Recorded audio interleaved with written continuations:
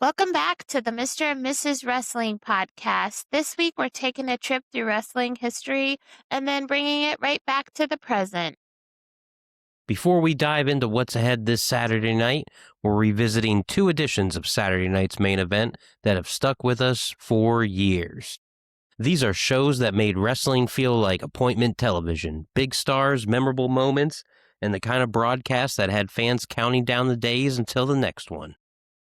We'll talk about what made those classic episodes special, which moments still hold up today, and whether the formula that worked decades ago can still connect with today's audience.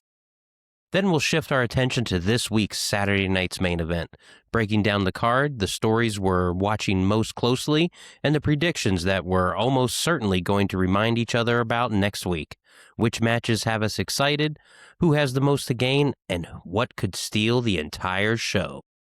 So settle in and join us as we celebrate the past, preview the future, and talk wrestling the way we always do. This is the Mr. and Mrs. Wrestling podcast. Let's ring the bell.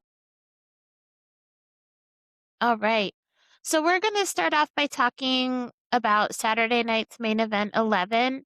This was originally taped at the Edmund P. Joyce Center in Notre Dame, Indiana, and broadcast on NBC on May 2nd, 1987. This special delivered one of the biggest television audiences in wrestling history with a remarkable 9.4 rating. Even without an in-ring appearance from Hulk Hogan, the show kept the momentum of WrestleMania 3 alive through must-see interviews featuring both Hulk Hogan and the legendary duo of Andre the Giant and Bobby Heenan, teasing what could come next in one of wrestling's greatest rivalries. So we're going to start that show off with a dark tag team match. It was Hulk Hogan and Ken Patera versus the Heenan family, which is Andre the Giant and Hercules, with of course Bobby Heenan. Hulk Hogan ends up picking up the win here. Now, when it comes to this match, Steve, do you think the Don Callis family kind of took their inspiration from this, the Heenan family concept? What do you think? Yeah, probably. I mean, the Heenan family was huge.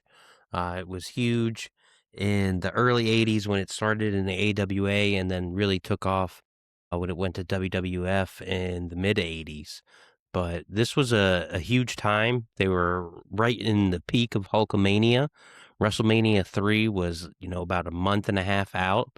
And the fact that this show drew this kind of rating without Hulk Hogan even really participating in the broadcast was saying something about how popular WWF was at the time. And this is what they did back in the day. They would have these huge moments with Hulk Hogan before the televised show so that when they go to Vince McMahon and Jesse Ventura talking about the show, the crowd's going crazy because they just saw the guy they all came there to see perform live. I mean, that's a good strategy. I mean, who doesn't want to see one of their favorite stars in a dark match to kick off the show? That would make anybody excited. Then we had a singles match. Kamala with Kimchi and Mr. Fuji picks up the win against Jake the Snake Roberts. This match went only 4 minutes and 18 seconds. Um, Tell me about this match. So this was the reintroduction of Kamala coming back from being on the territories, mostly in Mid-South and, picking up the win over Jake Roberts, who had a huge showing at WrestleMania 3 at the time with Alice Cooper. I mean, that's a big win for Kamala. And, they were always setting up the next monster to feed the Hulk Hogan. This match was a lumberjack match. Randy Savage with, of course, Miss Elizabeth picks up the win against George the Animal Steel with Ricky Steamboat. This match went only 6 minutes and 44 seconds. Now, where is this in relation to when George the Animal Steel steals Miss Elizabeth from the Macho Man? This was after because George stealing Miss Elizabeth led to the Ricky Steamboat feud, and then Randy Savage losing the title. So this was a way for Randy Savage to try to get his revenge on George Steele, who he blamed for his loss at WrestleMania 3, where he lost the Intercontinental title to Ricky Steamboat. And you could slowly, throughout this show, you slowly saw, the breadcrumbs for, Randy Savage becoming the good guy, because everybody loved Macho Man at this time. Hogan was the clear number one, but the 1A was always Macho Man. Yeah, definitely. I mean, they were absolutely the top two stars of the time. Of course, Hulk Hogan was, number one. He always reigned supreme, but Macho Man was right up there with him. They were the two coolest guys, um, in WWF at the time. Then the next match is a WWF World Tag Team Title Best 2 out of 3 Fall match. So this was the British Bulldogs. So Davey Boy Smith, the Dynamite Kid, and Tito Santana on the outside pick up the win against Bret Hart and Jim Neidhart. Is he Anvil, right? The Yep, Anvil? this was the anvil. Okay, and then there was Danny Davis and the Mouth of the South, Jimmy Hart on the outside. This match was a DQ match. The British Bulldogs picked up the win, 9 minutes and 48 seconds. So the Hart Foundation was disqualified. Yeah, so what had happened in this, it was a 2 out of 3 falls match for the tag team titles. So the Bulldogs won by disqualification in the first fall, and then uh, the Hart Foundation got disqualified in the third fall. So because they won in the 2 out of 3 falls match by disqualification in one of the falls, that means they can't win the tag titles. So that was how they went about keeping the tag titles on the Hart Foundation. And this was a huge feud at the time because the Hart Foundation had beaten the Bulldogs for the tag titles with the help of crooked referee Dangerous Danny Davis.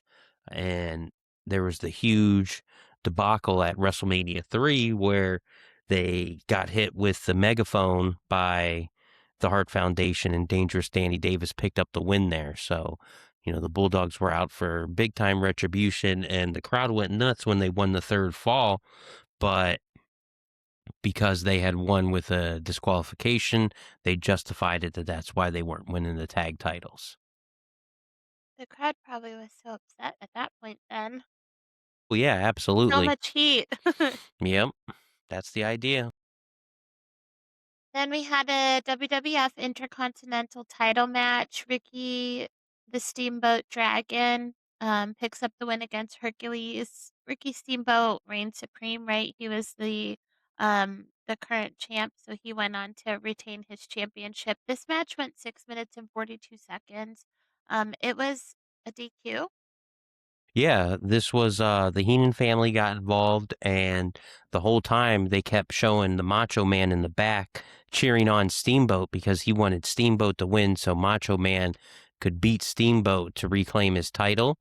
So when Hercules and Heenan were jumping Steamboat after the match, Macho Man made the save because he wanted Steamboat healthy, and that's where you really started to see, oh, they're going to make Macho Man a good guy later on this year. And a few months down the line, that's where you got your favorite Saturday night's main event with Miss Elizabeth and the formation of the Mega Powers. Yeah, this was all planting the seed for later in the year. Mega Powers. That was like such a short, fun time. That's like my favorite like story of Macho Man and Miss Elizabeth when she goes to get Hulk Hogan and to save Macho Man. Yeah, I mean it was huge when they first did it because it was the two biggest guys at the time, coming together, and then it turned into, the feud for the next year, and then throughout their entire time together, whether that was in WWF, WWE, or even WCW, they were always either together or feuding. So it was a, never-ending partnership, good or bad. Then we had a tag team match. We had the Can-Am Connection, which is Rick Martel and Tom Zink, pick up the win against Nikolai Volkov and the Iron Sheik with Slick on the side. This match only went 4 minutes and 45 seconds. So this whole card, these matches, everything's been less than 10 minutes. Was that kind of the norm back then? Well, yeah, I mean, it was TV matches. So, at the time, this was on NBC television. So, a couple times throughout the year, they would replace Saturday Night Live. So, Saturday Night Live would take like the week off and they would put on Saturday night's main event. And it'd be a lot of like backstage promos, recaps, and then these short, quick matches in between, commercials and everything. So that's how they made it stand out and not seem like you were just watching all commercials and nonsense back then. Okay, that makes sense. Yeah, and this was the Can-Am Connection. They were really pushing these guys, but this tag team wouldn't last very much longer as Tom Zink would leave the WWF and go to the NWA and WCW, and they redid the Can-Am Connection with Rick Martel and Tito Santana and made them Strike Force. And that's who would then go on to beat the Hart Foundation for the tag titles. And, setting up a pretty big tag team run for Santana and Martel, Now, did you do any research on this, or is that straight from your memory? just from my memory. You are like an encyclopedia. I'm like always impressed by how much you remember of wrestling history, babe. And for the Iron Sheik here, this was one of his, last WWE appearances, in the 80s, because not too long after this was the infamous uh, situation where the Sheik and Jim Duggan got pulled over together and they got arrested, and it ruined a lot of kayfabe because two feuding guys were arrested in the car together. So if they hated each other so much, why were they in the car together? So it really changed a lot of things. Sheik got fired. Duggan got let go for a little while, but was brought back later in the year. But Sheik didn't come back until uh, like 92 when he came back with Slaughter as a bad guy. So they fired them for being caught together because the illusion was ruined? Yeah, and they got busted with drugs. Yeah. Do you think the drugs were secondary to the the kayfabe mistake? Absolutely. In 1987, yeah. And especially, here's one of your good guys, Hacksaw Jim Duggan, getting busted with cocaine and marijuana. And you got to think during this time, in the 80s, it was Nancy Reagan, just say no. And here's, a company that's marketing, say your prayers, take your vitamins. We want to be, on Saturday morning cartoons and everywhere you can see television, and here's two of your guys getting arrested for drugs.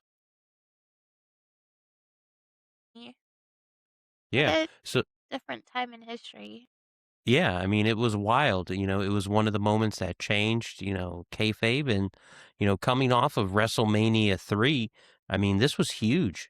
If any of these companies now did a 9.5 rating, that's massive. That's like 9.5 million people watching it live.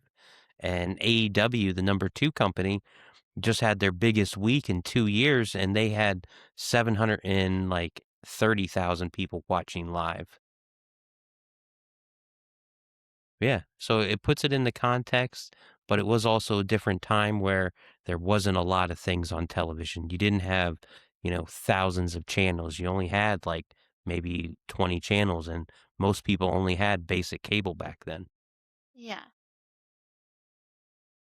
So you can find that episode of Saturday Night's Main Event on YouTube. That full episode is available. We can put the link in the show notes if you haven't seen it yet. So the next Saturday Night's Main Event we're going to talk about is number 31. So we're going to rewind the clock to the final chapter of an era as we revisit Saturday Night's Main Event 31. This was taped October 27th, 1992 at the Holman Center in Terre Haute, Indiana, and broadcast nationally on Fox on November 14th. The event attracted more than 10.6 million viewers and earned an impressive 6.1 television rating. more importantly, this wasn't just another episode, it marked the end of the original run of Saturday Night's Main Event. It would be nearly 14 years before the iconic series returned to television. So to start the night off, there was a WWF Intercontinental title match with my favorite guy, Roddy Piper, picking up the win against the Mountie, with Jimmy Hart. Roddy Piper, Roddy Piper was the champ and he retained. And this match went 3 minutes and 33 seconds. Yeah, so this show here was essentially building more and more towards WrestleMania and what we could see here. And this is coming off of the incident where Bret Hart lost the title to the Mountie. He was wrestling with like 103 fever at the Springfield Civic Center in Springfield, Massachusetts. And the Mountie, who was also known as Jacques Rougeau, who's going to be celebrated here in a couple weeks at the AEW Redemption pay-per-view. But Piper picks up the win, and this was actually Piper's first and only singles title run in WWE, WWF, where he was the Intercontinental Champion, and he held that all the way to WrestleMania 8. His only title run was this one right here. Yep. This was the only time he held gold in WWF. It's insane. He was such an incredible talent. Yeah, and throughout all his time in every company he was ever in, he was never world champion in any It's company. insane. Yep. That's crazy. He was even in the movies. All those guys get to be champ at least for a little while. Yep. Piper never held the world title in any company. WCW, NWA, WWE. He was never world champion. He was always bigger than the title. He didn't need the title. So when he won this Intercontinental title, it was huge because you never got to see Piper with gold. So Yeah. he had this fun run where he was Intercontinental champion, and you saw him with the kilt and the title, and it was great. And this was one of my favorite eras of Piper because he was in great shape here. And that WrestleMania 8 match with Bret Hart was probably his best match ever that I've seen. I'll have to go back and watch that match.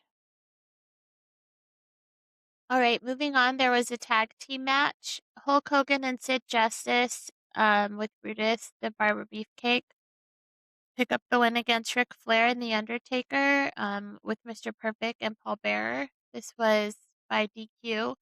11 minutes, which feels kind of long, considering all the other matches we've talked about were such short ones. Now, why was Brutus the Barber Beefcake and Mr. Perfect on the outside? So this was a huge, you know, ordeal that you were having this match. Up to this point, you hadn't seen Hulk Hogan and Ric Flair in the same ring ever before on television. So this was massive. And when you think about it, you know, a year and a half earlier, three of the four wrestlers in this match weren't even in this company. So Sid Justice was Sid Vicious in WCW. Ric Flair was, in WCW, and The Undertaker was Mean Mark Callis. And they all were wrestling for WCW. And then here they are a year and a half later, in a tag team match with Hulk Hogan, the biggest name in wrestling, on Saturday night's Main Event. So this was huge. Brutus was, making his big comeback here after not being on WWE TV for a while because of that parasailing accident. So he couldn't wrestle anymore at this point, and he was just happy to be alive. And Mr. Perfect had back injuries, so he wasn't really wrestling at this point. He was the executive consultant for Ric Flair, because when Flair came in, he was to be managed by Bobby Heenan, but Bobby Heenan had a bad neck and didn't want to be on the road anymore. And the story is when he got paired up with Ric Flair, they were together for one weekend, and Bobby Heenan couldn't keep up with Ric Flair and his lifestyle and his partying habits and tracking Flair down, that he told Vince that he was done and it was too much. So they put Mr. Perfect with him. That's hilarious. what Ric Flair was pretty wild. I mean, we watched that 30 for 30 on him, and like, that's hilarious. Bobby the Brain Heenan couldn't keep up with him, and it was too much for him.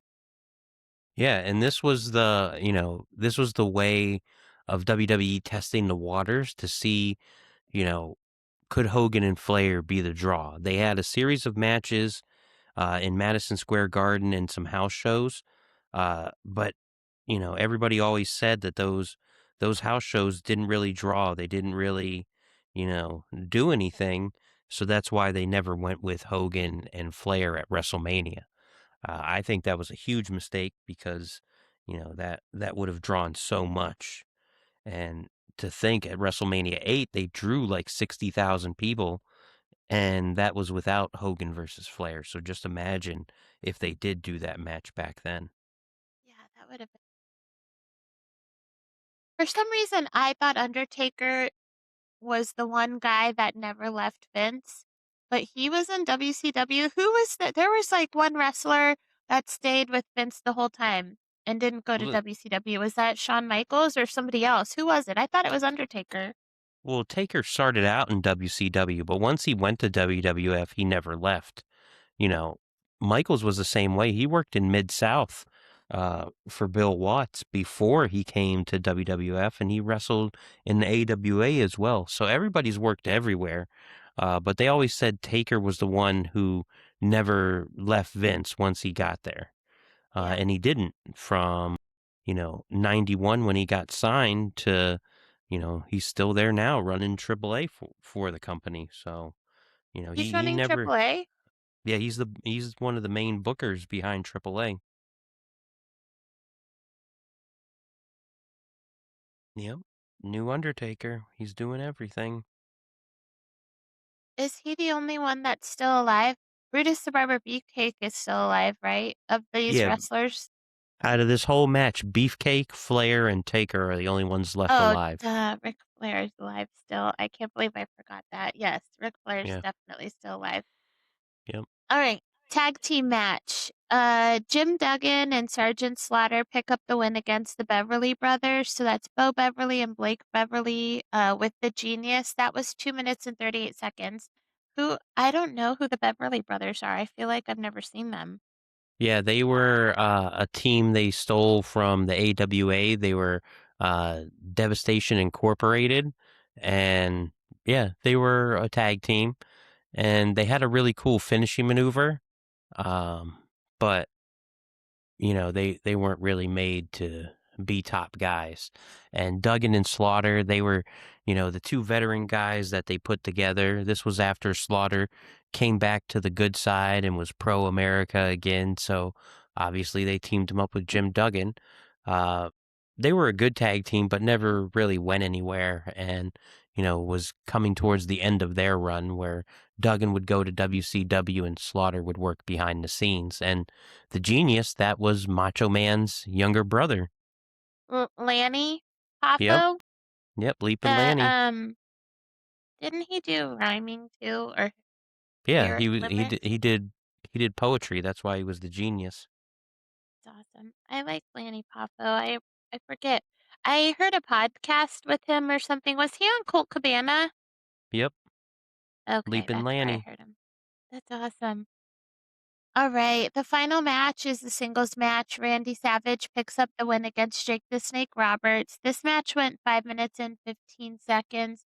So everybody's back from WCW, or had they yet to go over there? They hadn't gone over yet. So this was coming to the end of Jake the Snake Roberts. So this was the end of the Macho Man Jake Roberts feud where, Jake Roberts had, his snake bite Macho Man. And this Yeah. was the culmination here. So Randy Savage picked up the win. And after the match, there was the big angle where Jake Roberts was waiting behind the curtain and he was going to hit Macho Man and Elizabeth with a chair. But as he was about to hit them, the Undertaker stopped him, and that effectively turned the Undertaker to a good guy from there on out and set up his feud with Jake the Snake Roberts. And that set up their big match at WrestleMania 8 where the streak continued and thus ending Jake Roberts', first big run with WWF at the time. Because after that, he went to WCW and had a feud with Sting, Okay. but then that was effectively the end of his big time run for like 4 years because his drinking and drug problems really started to get the best of him at that point. Yeah. That whole show is available also on YouTube. Like I said, we'll put links in the show notes for those. Um, Two great Saturday night's main events. Um, those classic editions of Saturday night's main event remind us why this show became such an important part of wrestling history. They set the standard for what a major network wrestling special could be. Big personalities, meaningful matches, and moments fans still talk about decades later. Now it's time to fast forward to the present. This weekend, Saturday night's main event returns to one of the most iconic venues in all of sports and entertainment, Madison Square Garden in New York City, the world's most famous arena. So let's put the history books back on the shelf and turn our attention to the stars of today as we break down the card. The biggest storylines, our predictions, and what could make this another memorable night under the bright lights of MSG. So Saturday night's main event, 45, it's gonna have a no disqualification match, JD McDonough versus Danhausen. Um, what's the angle here? I feel like I haven't been keeping up with the build up to this. What's going on between these two, or how come? Is it because Danhausen keeps messing with the Judgment Day? Well, the Judgment Day paid Danhausen uh, to ensure Liv would win the Queen of the Ring, and they gave him like $100,000, and he didn't do anything, and he just cursed Liv. So there's been this whole back and forth with JD and Dom where they were trashing Danhausen's like science experiment, and they stole his Knicks jersey, and then in his most recent match, um, Danhausen cursed Dom, but Hmm. he cursed the wrong post and just distracted Dom and cost him his match. So, Yeah. it's just been an ongoing thing here. And, this should be the culmination to this feud. Is there gonna be any surprises, you think? So I had initially thought it was going to be like Enzo and Cass because, what better homecoming than have the two big New Yorkers come out, and it would kind of fit, with Danhausen comedy and everything. But Yeah. the vignette they showed on Monday for Big Cass is just Big Cass and no mention of Enzo. So it might just be a Big Cass, debut when he shows up.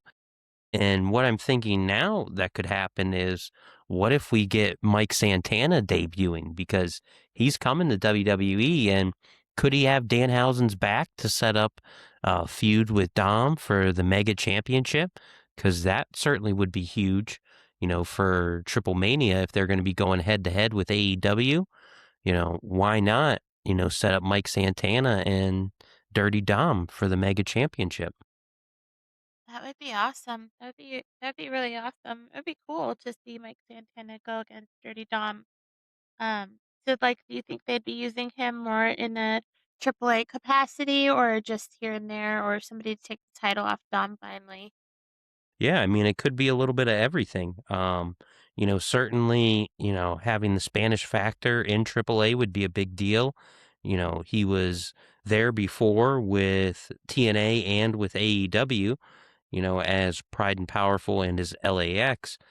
So I think he would be a welcomed addition there, and I think it would make a lot of sense. And I think the match him and Dom could have would be really good, and would be something to see, you know, as a counterpart to AEW programming.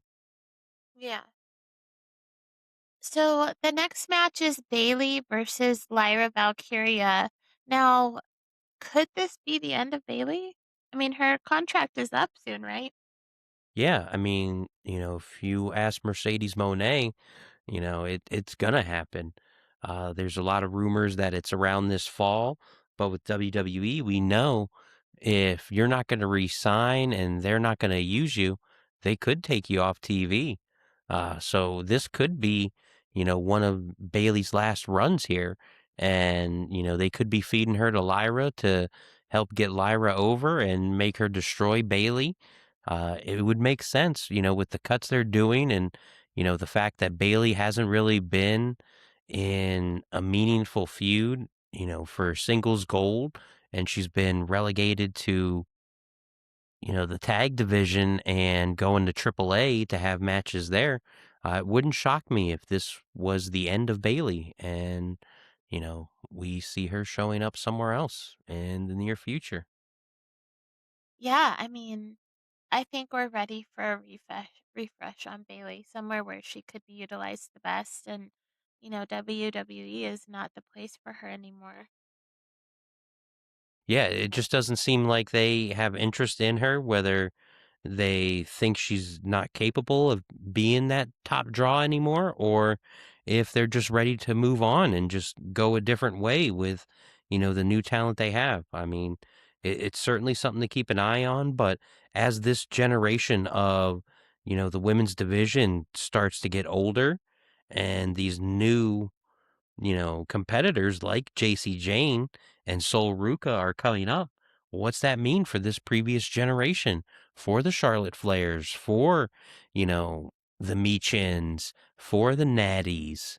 You know, Yeah. it's going to be interesting to see what happens and, how much leeway they're giving. Are they going to be looked at like how the men are being looked at? CM Punk, he's in his mid 40s, pushing 50. Roman Reigns in his 40s, Cody 42. So, I Yeah. mean, are they going to be looked at the same way, or is it going to be that old school like, hey, these women are in their 40s. We need women in their 20s that are ready to go.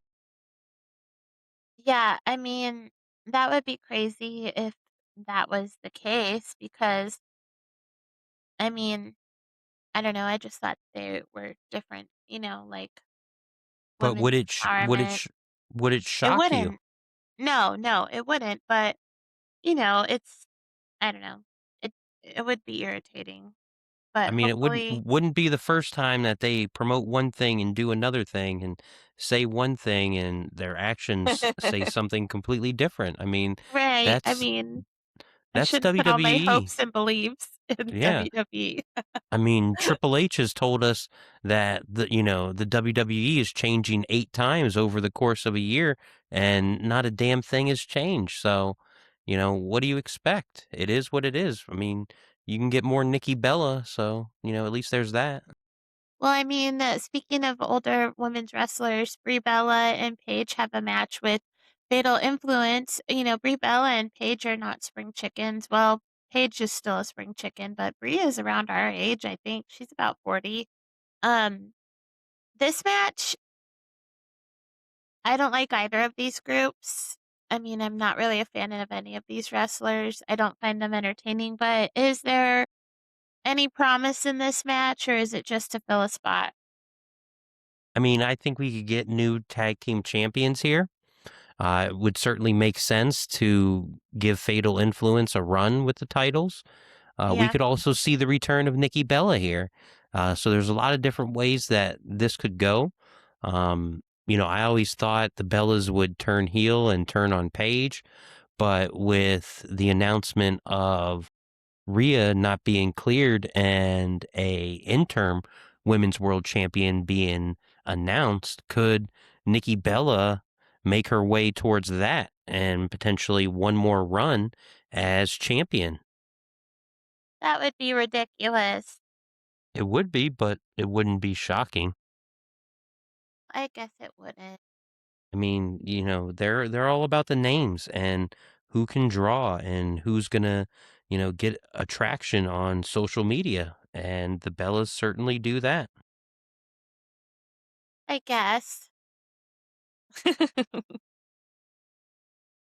Right. Let's move on from this match. Clearly, I'm bitter about it. The last match is CM Punk and Cody Rhodes versus Gunther and Sami Zayn.